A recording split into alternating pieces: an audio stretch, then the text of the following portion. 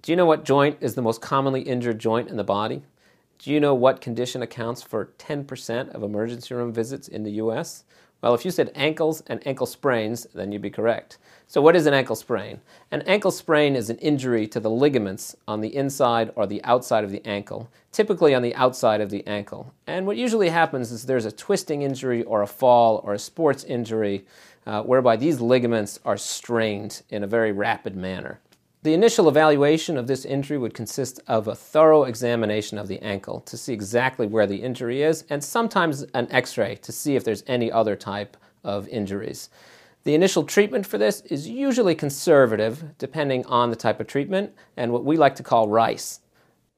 No, not that type of RICE. This RICE is rest, ice, compression, and elevation. So you want to rest the joint. You want to apply some ice to relieve some of the swelling and relieve some of the pain. Put some compression on, which usually would be done in an office setting.